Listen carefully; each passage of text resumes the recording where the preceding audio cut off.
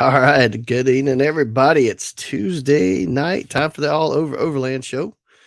And while we're waiting on our guest, I don't know about any of y'all that are out there listening or watching, but Michael and I were just talking about it's going to get cold for a lot of people here in the next few days. So make sure you get everything ready and prepared because I believe it's going to get pretty gnarly.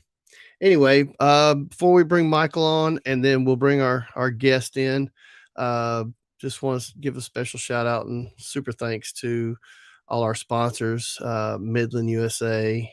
We love having you guys on board with us, Chad from the Overland Addict and the guys from the Overland Essentials. Uh, we really appreciate having you guys support us and help us get this content out there.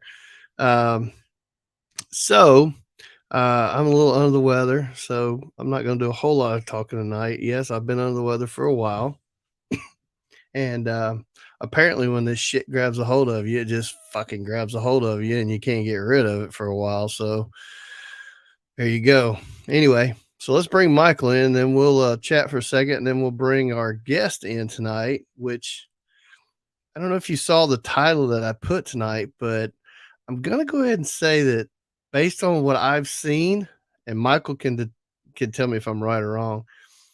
I think these guys are pretty cool, and they may even give the Marlboro Man a run for his money. What do you think, Michael?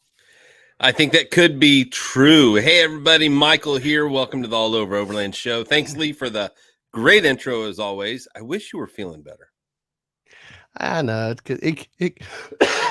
sorry. See, there you go. It could be worse. It could be worse. Could be better, It but could it be. could be worse. Could be worse.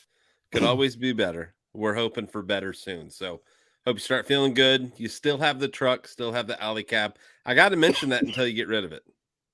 I know it's okay. Maybe somebody And will hurry up you're and even buy it. thinking you might have to put some miles on it. Yeah, I'm thinking I may just go ahead and I was trying to hold off putting any more miles on it, but I'm kind of feeling like a caged animal. Because anybody out there, it's under 50,000 miles right now. I know. And maybe not for long. Maybe not for long. Right on. So yeah, we've got a bunch of cold weather moving in. We're here in Oklahoma, so it was 30 degrees today, and on Thursday it's going to be negative 20. So it's a 50-degree difference. It was so cold today, I can't imagine what 50 degrees difference is going to feel like. Yeah. Yeah, I think the wind chill is what's going to be crazy. According to all the weather reports, not here. I mean, we're going to have some effects from it, but I think if you get up like Kansas City, yeah, I mean, it's really going to be pretty. It's going to be pretty gnarly. Now, Chad might be getting some of that snow. I think up in Miami, Oklahoma, closer to him, it's going to be 4 inches. I saw. Sorry, I'm dog sitting a. Put some miles on it and come camp in Ozark. See. Yeah, there you go. Yeah, right on. Well, hey everybody, I'm excited about the show tonight. He just showed up, so we're going to be able to bring him in. We haven't been able to pre-cook him, so he's coming into this super green. So everybody, just be aware. We have not spoken to him. So usually we have about 15 minutes with our guests, but the last 2 times we haven't had any fluffer time. Let's put it that way. We haven't. So you ready? And we've had great shows. So let's bring on Nathan with Legends Overlanding. What's going on, man? How are you? I'm good. How are you guys doing? Doing well. We are so happy to have a Tom Selleck representative with the mustache on the show.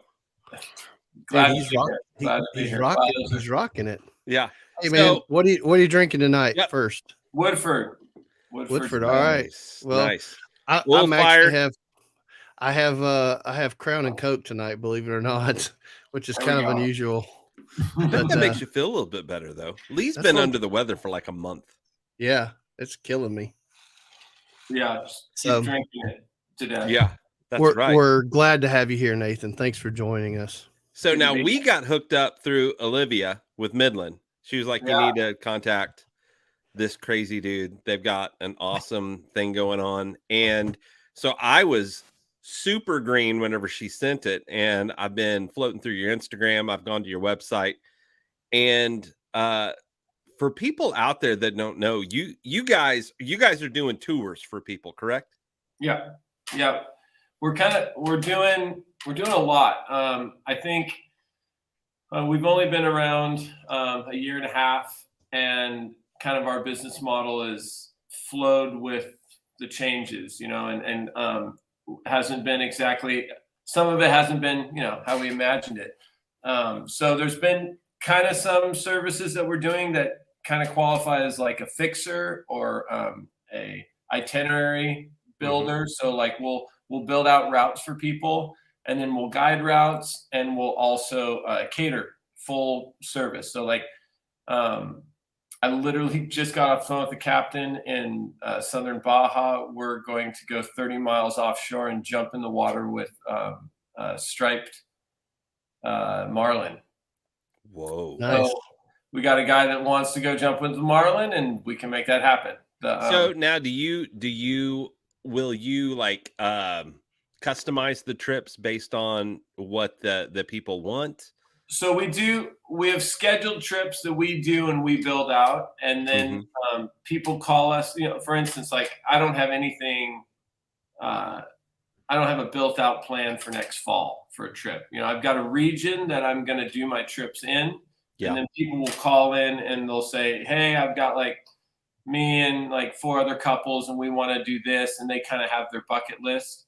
And a lot of times, like, just because, it's like you have these things in your head, but on the ground, some of them don't work. So a lot of times their bucket list, either because of the season or because just the amount of distance they have to travel, it's not going to work. So a lot of times I'm telling them bad news. Like they're like, oh, we want to go to Cabo in 8 days. And I'm like, yeah, just don't leave your house. There's a little bit. It doesn't work that way. It doesn't. Yeah. You can get there in 24 hours, but like you're going to just drive by a lot of cool things. It's not worth it. So and then, or they want to see the whale sharks, but it's not the whale shark season, or, just a bunch of different things. So what we have is we're on the ground 365 days a year. We're here in Baja, tons of contacts in Baja, and we're keeping up on road conditions, captains, wind conditions on both sides of the peninsula. Just the Sea of Cortez is 2,500 miles of coastline, and there's another 800 miles on the Pacific side. So it's just, it's California times 3. Yeah. So many coasts, beautiful places to check out. I'll never see all of Baja in my lifetime. I'm already too old. So. Yeah, but you're going to give it a fighting chance. I'm going to give it a fighting chance for sure.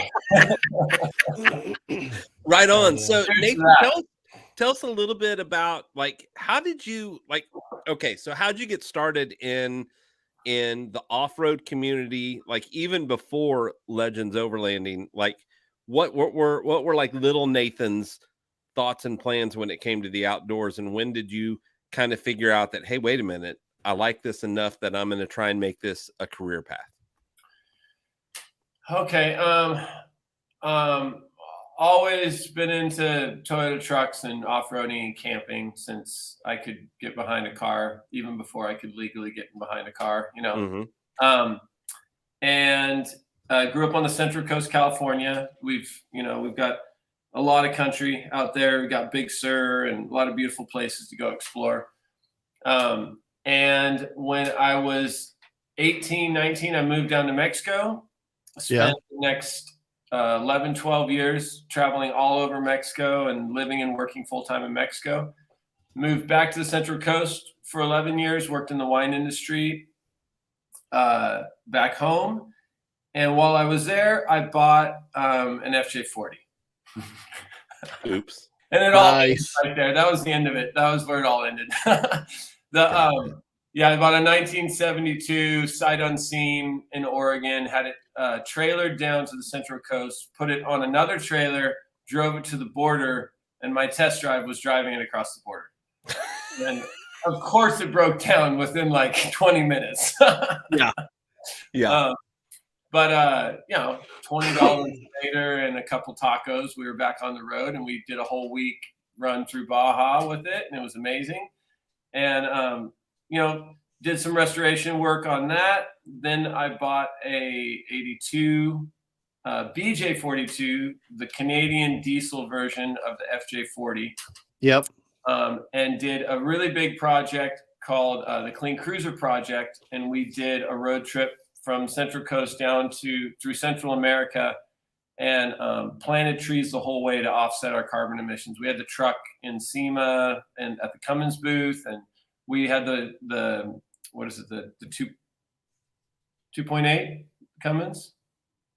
Yeah, right? that's the new one, the crate motor they built. Yeah. Yeah. So we put the crate motor in two BJ40s and did a full frame off restoration and then drove them to Central America and back. So it ended up being a 10,000-mile road trip, planted like 600 trees, all in a 40 series. so Wow. Pretty backbreaking road trip. If it So was power steering, power brakes. no, yeah. No Recaro massaging seats or nothing.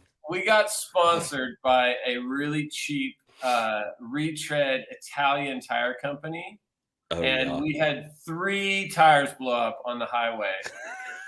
No power steering. Every time it was back tires, but if it would have been a front tire, it would have broke my wrist for sure. Like it was. Yeah. I mean, you're going 60 Dang. miles an hour in a 40 series and a front tire. So halfway up, I won't even say the name of the company. Don't buy retread tires if you're. Yeah, it's a bad deal. Ignorant move on my part. But we sold like 8 tires for like $200 in some podunk town in Mexico and swapped them out with Goodyear. That's awesome. Whatever they could get on it. And I was like, well, at least this tire company is good for something. Cash in hand. There you go. Yeah. That's hilarious. Wow. Oh my gosh. So we did that project and kind of like, met Midland, met a bunch of these companies that I've continued to work with over the years. And then my partner, who has a YouTube channel, Nathan Mueller, he lives in Idaho. I'm going there next week for Christmas. He's got a channel and he does a bunch of Overland YouTube stuff. He came down on a Baja trip and it was actually his idea. He was like, man, we need to do, these trips are amazing. Like Baja's incredible. This Overland thing's really doing well. Let's make something happen. And since I was in the wine industry and kind of a foodie, like I focused pretty hard on the food side of it, making sure that you eat really good on these camping trips. It's unbelievable, the food that we eat. And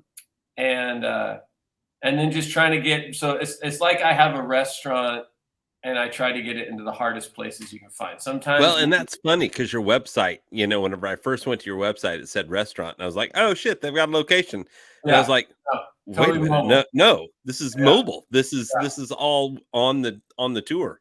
Basically. Yeah, our restaurant's been on boats before. It's been, so sometimes we'll, off-road out to a hard to get to point and then have Pongas before the crew gets there, delivering and setting up base camp. So when they pull up on this remote empty beach, like we've already got camp set up with firewood and fire going. Wow. So you're definitely selling a once in a lifetime for most people experience. Yeah. Absolutely. Yeah. So, and I like to say, like, a lot of people, like, especially in like Southern California, they grew up coming to Baja. They all know Baja. They're not uncomfortable with crossing the border without guides. Yeah.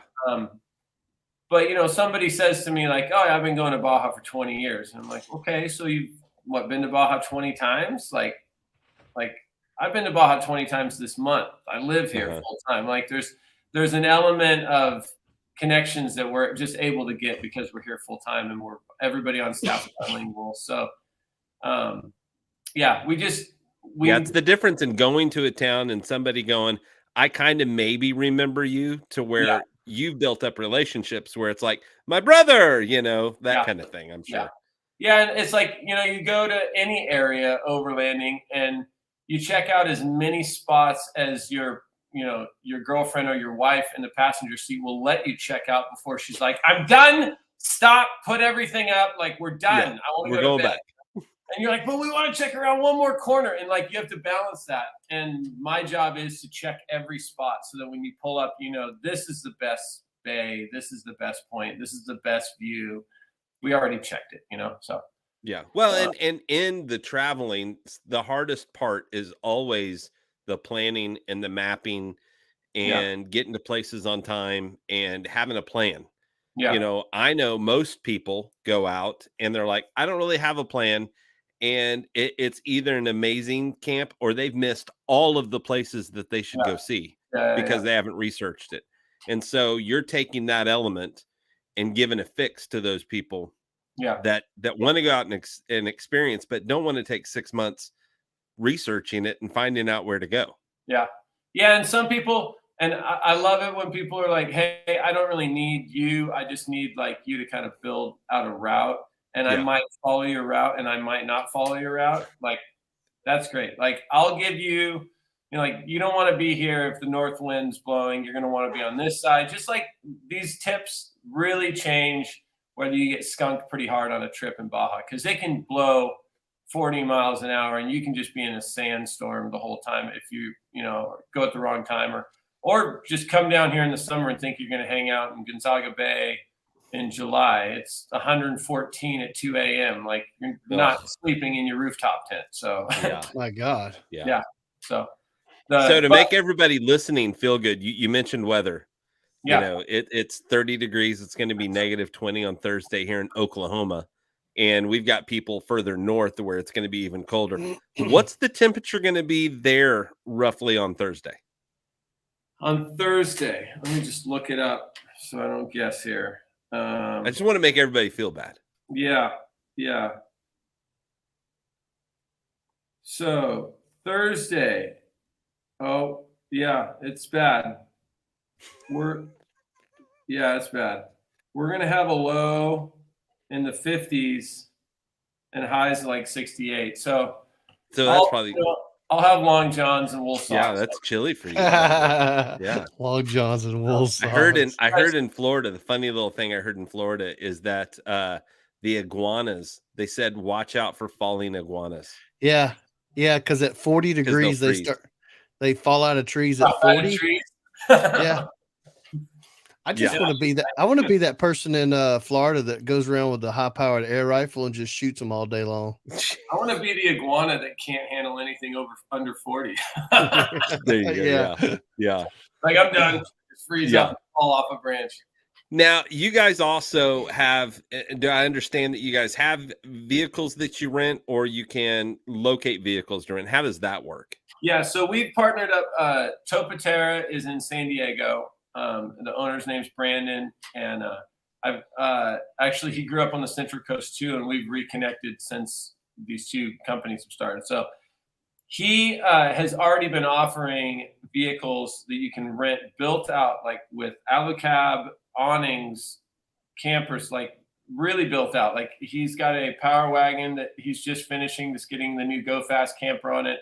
Like, these are really nice rigs that are ready to go. And he lets you take him to Baja, which is insane. So having me down here has added an element of safety for him, where he knows, like, okay, well, like, if you're going to keep an eye on this stuff.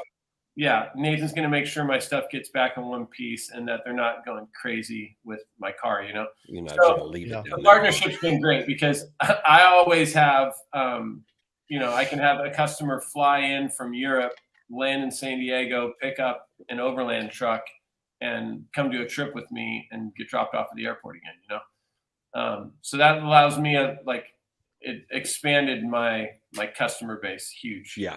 You're not just relying on United States people driving their vehicle across. You can. Yeah. And when we've had it, we had one issue recently where we had a breakdown, and I went down, delivered the parts to where they needed to be, and get the vehicle out of there, and solve the problem. So it's good that we're on both sides of the border and work closely with each other. And right on. I mean, it's great. I've got a whole fleet of trucks that I can rent to customers. So does he need a really nice Chevy Colorado diesel with an AluCab on it? Yeah. Lee's got one for sale for the last. I got one for sale. Couple months maybe. Blows my mind it hasn't sold yet. I know.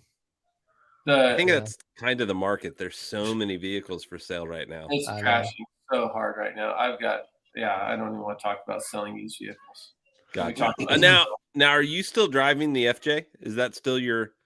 No. As soon as I started this project, sold the FJ out, bring a trailer, which was insane. It was the most money I've ever made in a day. Sold for $45,000, about 20 grand over what it should have sold for. Damn. Some guy from Chicago that sounded like Jabba the Hutt bought it. It was amazing. That's awesome. Yeah, I was like, hey man, there's some electrical stuff that I haven't finished. Somebody's like, dude, just throw on a roll of duct tape. I'm not going to see that thing for like 6 years. It's going into storage. I'm like, awesome. Wow. You're the best customer I've ever had. Yeah. Wow. No kidding. Wow. Yeah. When it got picked up, this is embarrassing. When it got picked up, it's like, oh yeah, I need to get paperwork ready. Like they're coming for that truck. I was busy with whatever else, and this semi truck pulls up, wood lined, with a '69 Corvette up in the rafters. It's like one of those car haulers, but it's like completely enclosed with lighting and like wood line the inside of it. Yeah. Oh wow. And the guy goes to load up. He's loading up my truck, and I'm like, I can't find the pink slip for the life of me. It's super embarrassing. And I go to the truck driver, and he's like, dude, don't do this to me. You're busting my balls here. I can't leave without the pink slip. I'm like, I know. And so I call the owner. He's like, oh, don't worry.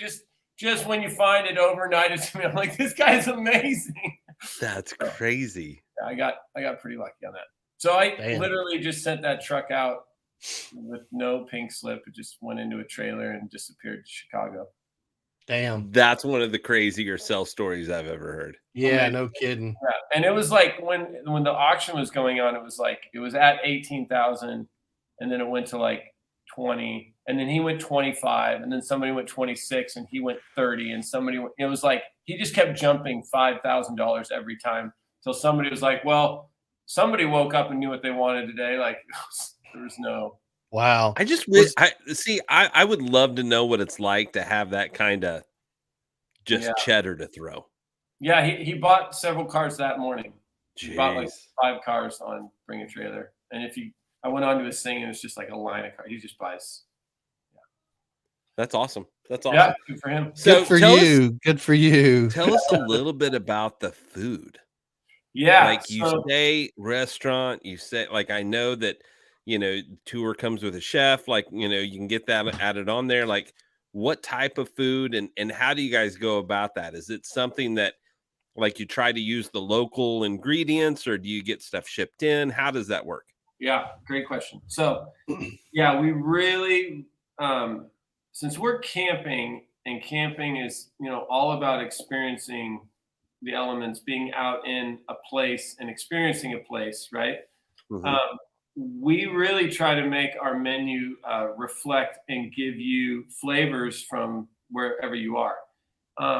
For example, to the extreme level that we've done that is the cardon cactus every year in June, July has a crop of pitaya fruit, this fruit that comes off this cactus. It ripens in the middle of the worst time of year to being in the desert. It's going to be 100 degrees at 9 a.m. So I'm not taking anybody camping when that fruit's ripe. So we went down there and harvested all the fruit and then made preserves out of it. And then when we go back there in the winter, we'll be in the desert under these cactuses. And you're like, oh, so by the way, your dessert has the fruit from the cactus, like literally, 60 feet over your head. And so stuff like that. Or if we're on a private ranch, we always buy a lamb or a cow from the ranch, and we use that meat. So we butcher it ourselves. I was a shepherd for years on the Central Coast, so done a lot of livestock processing, and so totally fine with getting in and getting after the meat. We're in San Quintin, for instance, the Hemingway sons, the sons of Hemingway used to come down and hunt duck there. So there's Brant is the duck that's actually there right now. So we'll get duck and freeze it and save it for the season when we're there, and then we can serve Brant duck, while you're camping. And so it's just like you get all these elements of a place. You're like, wow, this is duck from San Quintin. Uh-huh. The boat pulls up and drops off fresh oysters that were in the water that morning. It's pretty cool. Wow. So it really adds. So you're really immersing people in the culture. Yeah. We're really trying to, it's like, I think Baja, because of the, Baja 1000, and I'm not here to like talk shit about the Baja 1000, but there's this, it's like come down to Baja, drink a bunch of beers, drive as fast as you can, go to the strip clubs and go home, Yeah. And that's a culture. And it's just not the culture I want to show. I think Baja has some beautiful places with, just the food and the fresh seafood and in the mountains, we're harvesting pine nuts and making, pesto with pine nuts from the pine trees in the mountains in Baja, stuff like that. Wow. Just, you're gonna taste Baja when you're with us. You're not just gonna see it and feel it, So I think it just kind of makes it 3D when you're camping with us. You get to experience Baja in a bunch of different ways. Yeah, we're friends with with Marco. He's got a cookbook. He's a big Overland camper and basically home taught chef. And then Adam Glick that traveled on boats and all that kind of stuff. Adam Glick's gotten into what you're talking about, which is the what is it? He calls it a certain thing like outdoor camp. It's cooking, but using the stuff that is in the area. Yeah. Now in your situation, it's different because nobody wants to go camp when it's 100 degrees. Right. But it is awesome that you're able to harvest those things and keep them preserved, freeze them, whatever you need to do, so that whenever you do take people, they are able to eat what is from that area. You can't buy that fruit. Nobody harvests it or sells it. Really? And it's probably the biggest historic, oldest tradition in Baja that is recorded in history. It's incredible. So when the Spaniards arrived in the 1500s in Baja, there's a bunch of naked Indians running around.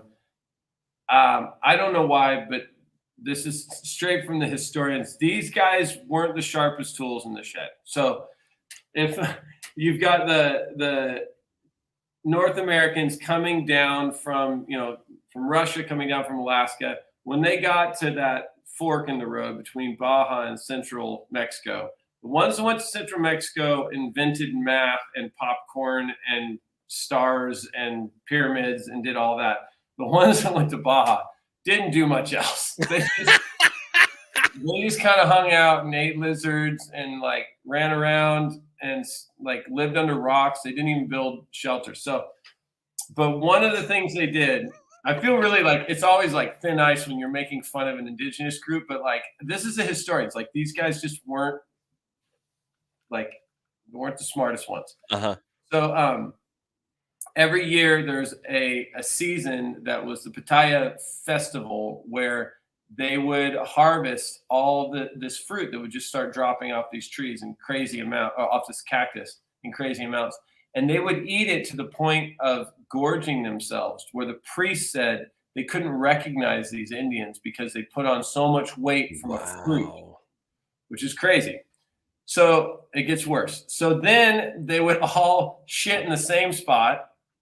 They would pull all the seeds out, and they called it the second harvest. They would grind up the seeds and make more food out of it.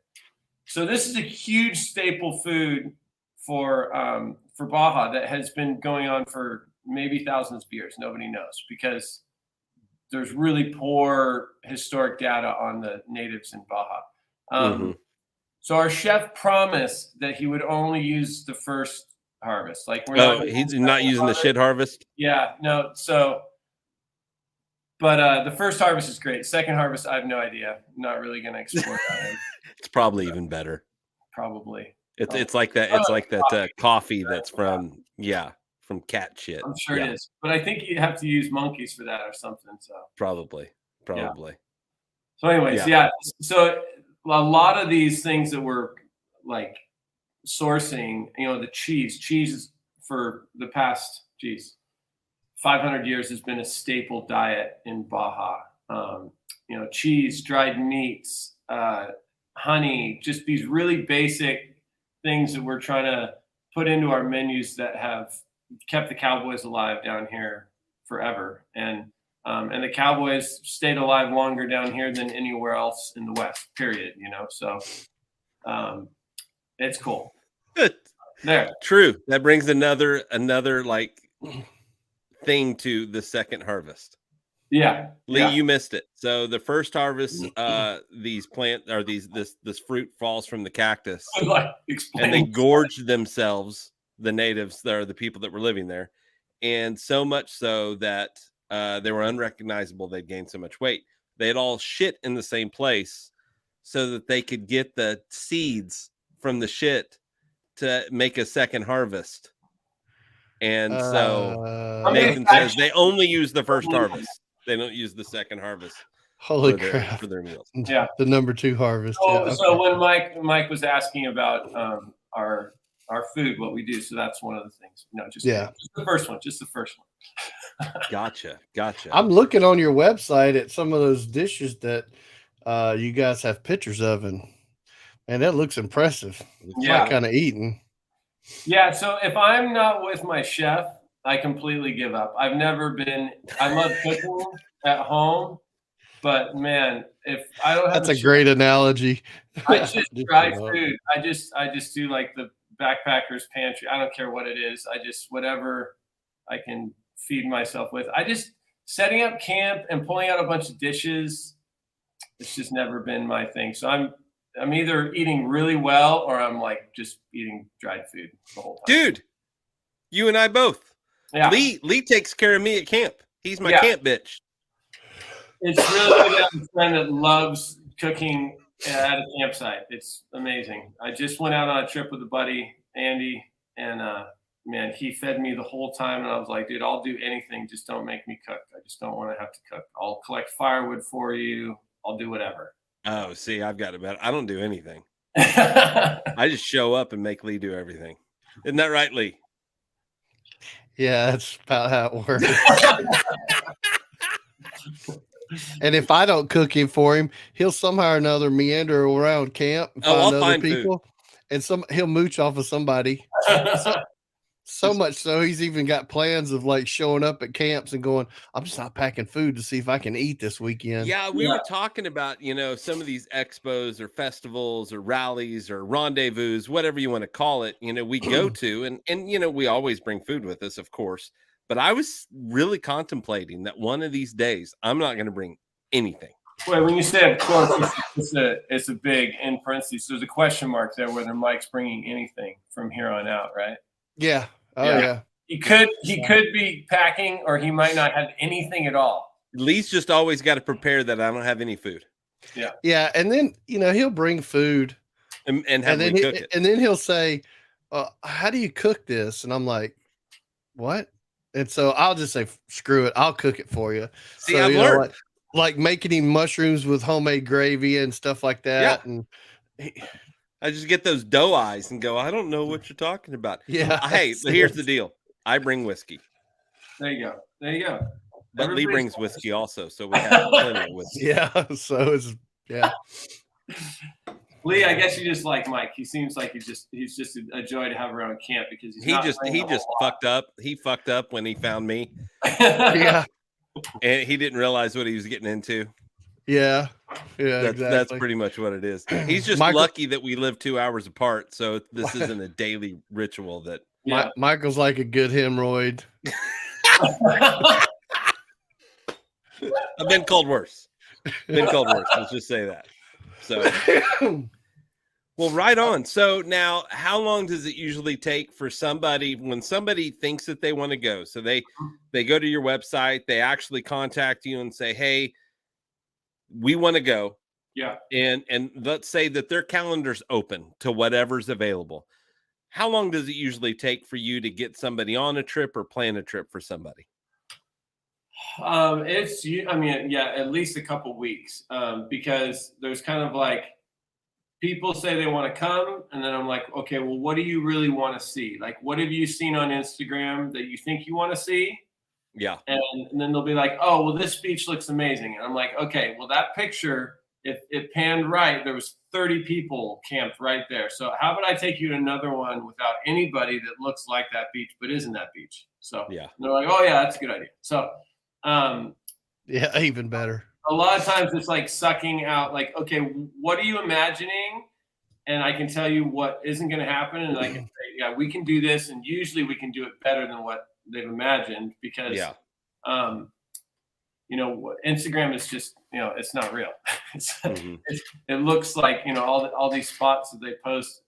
I'm just like, wow, that beach, I've never seen that beach without like 50 overlanders. So like, I don't know how they got that shot. They must have kicked them all off for a day or something. But well, and really it's like going to national parks. You know, it's like going to Yosemite to see whatever. There's 100,000 people there. Yeah. You know, so if you really want the experience, you go outside of the park, or you go, you know, to other places that aren't as popular and maybe not as pretty, but then maybe so.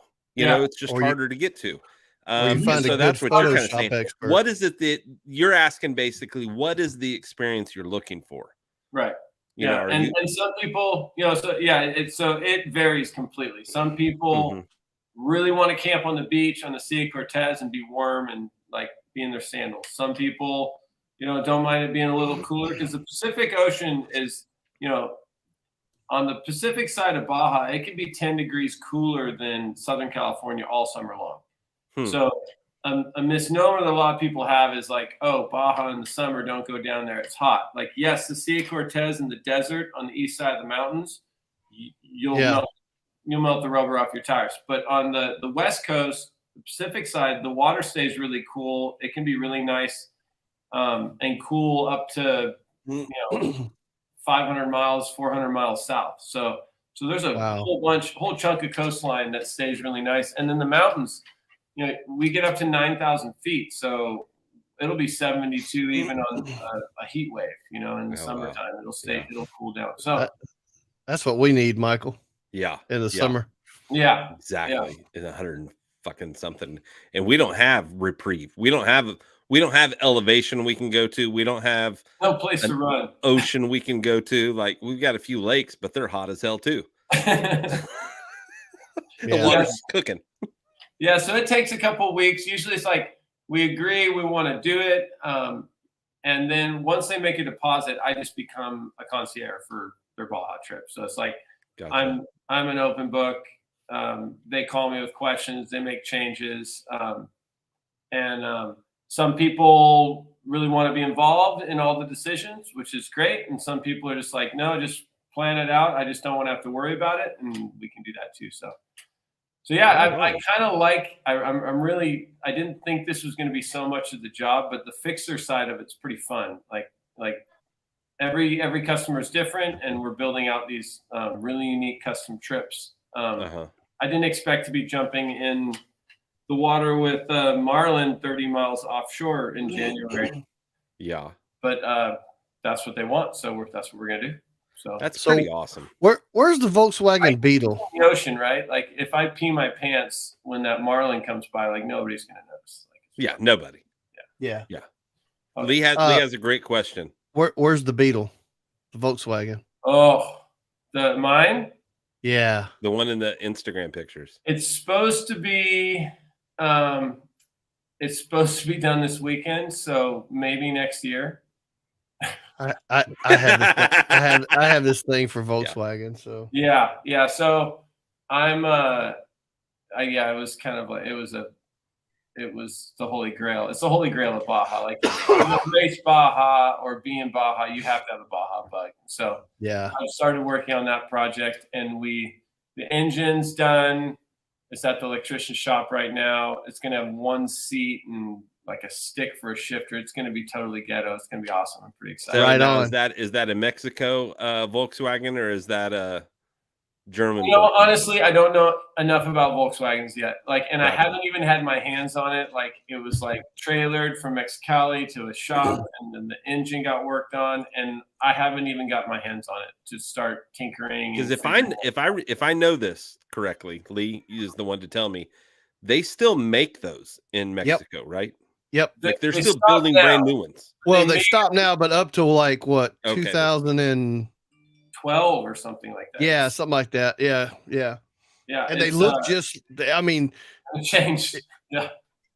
there's not much that looks different than they did in the 70s. Yeah. I don't think. It's amazing. Yeah. I So gotta- I got the little moon roof, which I Mhm. think is kind of a specialty. Yeah. So you like crank it back and it goes into the ceiling. Of course, none of it works, and it'll probably take me like $3,000 to make it crank back and crank forward, right? But Yeah, and to be sealed and all that kind of stuff. Yeah. Yeah, But totally. the engine works, the electrical works, and time to start breaking things and fixing them again. Right on. Right on. Yeah. Well, very cool. So now tell us what's the website again? Legendsoverlanding.com. www. Same with the Instagram. Obviously a shout out to Midland. We just I posted on the Instagram, but let everybody know that in Catavenia, which is 6 hours, 5.5 hours from Ensenada South, one of the most beautiful places in the desert. We have installed and got up and running a Midland repeater. So nice. You switch your radio to RP and set it on channel 6. You have a live repeater in Catavenia, which is the first repeater that Midland, I believe, is installed anywhere in North America. I could be wrong. You can ask Olivia on that one, but they haven't even released the repeater. They're releasing it in January. So pretty cool. That was fun to be involved with. It wasn't my idea. We've got a guide that we work with down in Catavenia, and he was like, hey, Midland, we should install a repeater. I'm like, yeah, that's a great idea. And then I didn't know they had a repeater like coming out. And I contacted Olivia, and she's like, oh, we have a repeater coming. I'm like, well, let's do this. And we did it. So it's pretty cool. That's pretty awesome. Midland's a great company. We're thrilled to have them as a sponsor for the show, and working with them has been great. I blew up a 575 because I wired it wrong, and she was like, "It's your fault, but we're going to send you another one." I was like, "I appreciate it. Thank you." I'm among friends because people start asking me radio questions. Like, you should have seen us installing this repeater. Like, it was embarrassing. We were on YouTube for a whole day, just watching. It's like a religion. Like, these radio guys get really it's crazy. Yeah. Wait, did you watch Not a Rubicon guy? The Not a Rubicon production guy? I don't know. Oh my God, he cracks me. He's the guy that's the religious one. Yeah. Yeah. If they find out I installed a repeater, they're probably gonna put a hit out on me. Like, I'm breaking all sorts of rules with this religion. So, but anyways, like, that's why I love Midland, because they're so user friendly. And I turn it on and I go to channel 5 and I can hear my friend. And that's all I want. I'm not a radio guy. I don't want to have to fiddle with it. I just want it to work. Right. Yeah. Totally right there with you. And if you and I were like spirit animals. I get it. Like, if you're into the radios, it's super cool. It's just like, I don't have the time. It's a whole nother lifetime of learning that I just not. Another lifetime of learning. I got other things to do, like eat food. And I've got a VW Bug that's going to break down every month for the rest of his life. Like, come on. Like, I don't have time to work on radios. Yeah. That's probably very, very, very true. Yeah. Well, you're Toyota too. So, I mean, there's not, Lee and I aren't the biggest Toyota fans. So, Well, what are you guys driving? Because I've been driving a Raptor the past year. Oh, really? I've got a Nissan. I'm a Raptor Frontier. fan. Yeah. Lee's got his work partner has 2 Raptors, getting ready to have a third one, but he might go ahead and let it go. And then Lee's in the Colorado for now, but he's going to upgrade to full size, I think, as soon as he gets to the Colorado. So the Colorado is the same thing that the Buffalo, the diesel version is. That diesel's a beast. That thing looks it's a diesel. Lee's got the Z70. What is it? The Z70, what is it, 2? Mine's the ZR2 with the Duramax diesel. Yeah. And with the Alucab, it gets about 23 miles to the gallon with that Alucab and all the skids and bumpers and everything on it. So I'm a fan. that's a I'm a fan. All right, Does a great. we got to stop. We've got a mandatory call for the mandatory whiskey shot. Whiskey Oh, shot hold on. from our Time. sponsor Chad at Overland Attic. Need to go check out his website at overlandattic.com or check Nathan, him go out get in some person at his location there in Nixon, Missouri. He just added a lift in there. And so he was putting that big red Ram Rebel up on it the other day for something. I don't know, just testing it out, but go check him out. All right, Nathan, are you ready? I'm ready. All right, this will be my second one since you got up and left, but that's okay. All right. Oh man. All right, whiskey shot. Yeah, we have time. to get bigger cups because we can't, we just know that it's going to be. And then I've gotten so drunk I've taken my shirt off. So that's a whole nother story. Okay. Yeah. Yeah. That was a good time. That was not G-rated. No, you should have told me to pregame. Yeah. Right on. You can be like, okay, we're pulling him out of the green room, and here, he's already has his shirt off. Okay. Why is the background on fire? Oh, shit. That's funny. So, how many trips do you guys plan on doing for 2023? We only do a trip a month, and we do that because it takes a lot of prepping for the kind of trips we're doing. So now that's the full tour. Yeah. And then you'll plan trips. You'll basically give people itineraries. That's also an option that they can get an itinerary from you and do trips. And I'm sure that's as easy as like, what are you looking for? Give me a couple weeks to plan it out. Yeah, it takes a while to plan those out. There's a lot of liability involved in telling somebody to go anywhere in Baja. I'm sure. Yeah. And last year I did 50,000 miles of Baja, and probably, realistically, like you're doing a lot of pavement, but I'd say like 5 or 10 of that was off road, which is insane. Mm-hmm. And Hurricane K came through, and most of my data is shot. Like whatever I know now is just only counts after K. Because you build out, you're like, okay, this road's good, this road's clear, we can go this way, and highways are gone. Like there's huge sections that are gone. Some of the moto guys, I have a friend that was going fast on a road that's always been fine, and he went off a 20-foot cliff. It's just gone. There was so much water that came. Yeah, and he had a bike coming behind him that landed on him. So broken rib and a couple other things, but those moto guys they're made of something else. I don't know. Yeah, that's a whole different. Those guys, I don't know. Last of the Cowboys, they're crazy. Yeah. But so yeah, it's I can't get very detailed if I'm not going with you. So I have to be pretty general and pretty honest about that, and I charge accordingly because I can't. Yeah. Right. Can't, so I prefer to be with you because there's just so many situations where it comes down to you need to make a decision right or left. And since I'm bilingual, I can talk to people and I get the information as it's coming in and I can make decisions. And so a lot of times on a trip that'll seem really smooth with us, there's a lot of changes that happen at the front truck because people aren't really aware of it. And, so information coming in real time. Sounds like you're in a much better area and a much better part of Mexico than I've ever been in. So that's one of those spots you're in that part of Mexico I want to go down into. I really do. It's incredible. So I consider I just came up with this theory the other day. I think LA starts in Santa Barbara and ends about 2 hours south of where I live. It's just one big metropolis nightmare.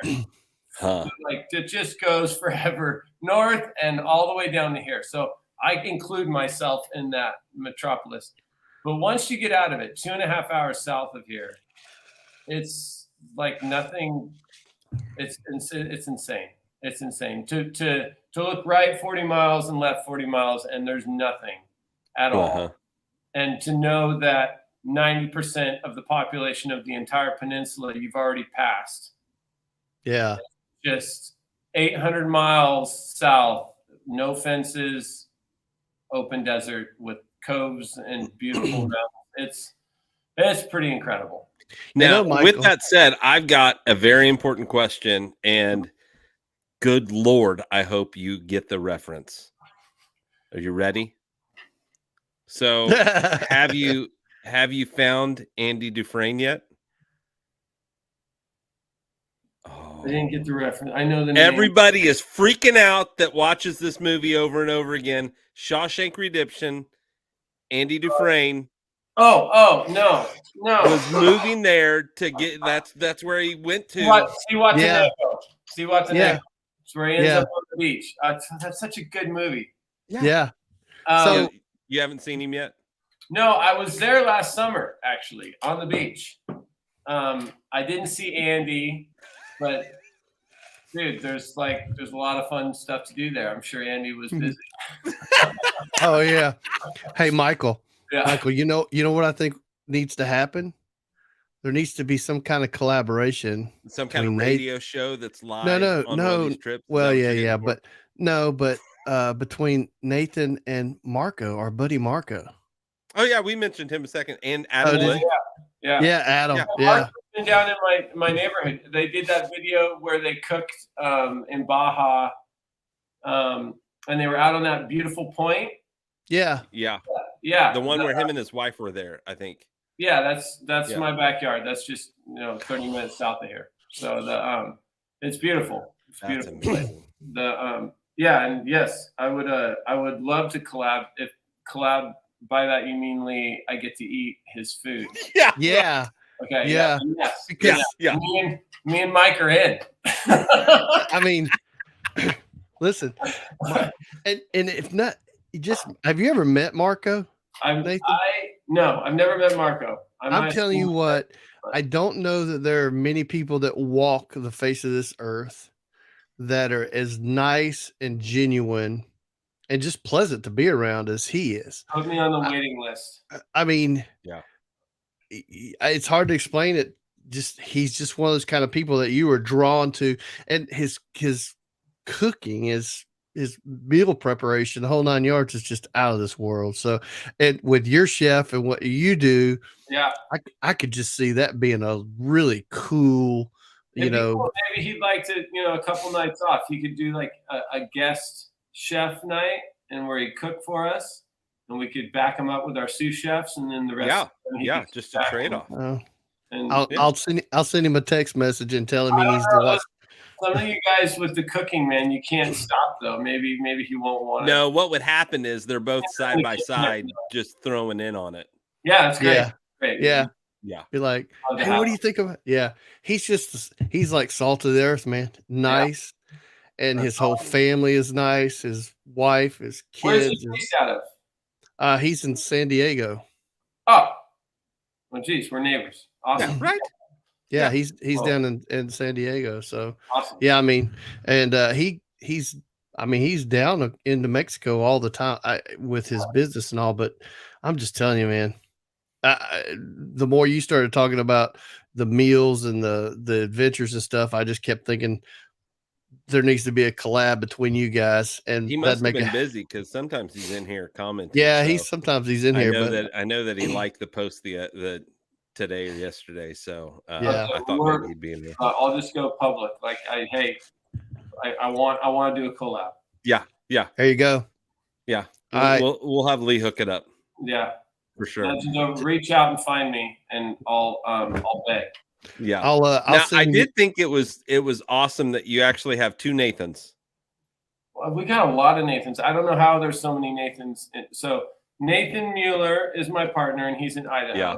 He's got his YouTube thing and has this ridiculous Tundra that's all built out. And then I have another Nathan that I work with a lot in Central Baja in Catavenia. So the guy I worked with the Repeater Project is a Mexican Nathan. What? That's craziness. You can't make this stuff up. So I've got That's Nathans crazy. all over the place. So when we're talking about Nathans now, it's just impossible to decide. Nathan 1, 2, and 3. Yeah. There's a lot of Nathans. So, That's just a screw with the government. You know it is. Yeah. We swap social securities all the time. That way, Nathan Catamini can cross the border and screw with them and come back. That's why you have the mustache. That's why. Sounds like Michael and I need to load up a bunch of whiskey and head south. Then we do. That's I don't have a lot of complaints down here, but I can't get good whiskey. There's only one bar that serves Woodford, and you can't get Four Roses. Can you even bring it across the board? Will they say anything if you bring a case or two across with you? Well, I definitely don't ask, but I definitely bring it. Yeah. Well, I mean, yeah. Like when I used to leave, I used to have to fly to. Well, it depends on where we were flying in Mexico, but I used to have to carry cases of. No, it's not bad. It's just that I mean, I used to take like Dr. Pepper and stuff because you couldn't get it really down there. And the guys that were our agents that like would watch over our airplanes, they wanted Dr. Pepper. It was the weirdest thing. So that's why I was asking, can you get the whiskey down there? We always carried literally in the back of the airplane cases and cases and cases of Dr. Pepper. For some weird reason, that's what they always wanted us to bring them. So we did. Right. Man, you do what the people want. Yeah. They took good care of us too. Very good. Well, hey Nathan, that's about an hour. That's about what we do on the show. So we'll wrap it up. Tell everybody again, real quick, the website, the Instagram, all the things where people can find you. Yeah. So Legends Overlanding. It's www.legendsoverlanding.com. On Instagram, it's just Legends Overlanding, and same with Facebook. If you want to do a bucket list trip, all inclusive in Baja, like we really do an amazing job. And if you don't want to use us and just need some advice, if you need information on road conditions, anything at all, like we're available. So we're not awesome. Like we run our trips are pretty high end and they're pretty all inclusive, but we are definitely not snooty. So anybody needs anything at all. We've got an Airbnb room here. Let us know if you need a place in. It's not we're here for you. Yeah. Well, Nathan, thank you so much for being on the show. I really do appreciate it. We're going to have you back. For one thing, we'll just have to drink more whiskey. So we'll have to have you back and talk about it some more. I'm sure that there's a ton that I would have liked to have got into that we just didn't have the time for, like some of the craziest shit that's happened on a trip, all those kind of fun things that we'll get into for another show. Always leave the people wanting just a little bit more. Yeah, there's a lot of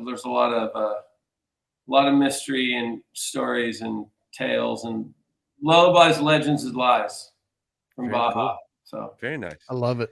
Well, thank you so much, Lee. Thanks for pushing all the buttons and doing the stuff that you do. Everybody out there, thank you so much for watching, for listening, for commenting, for sharing, for doing all the things. And whatever you do, make sure that you go all over.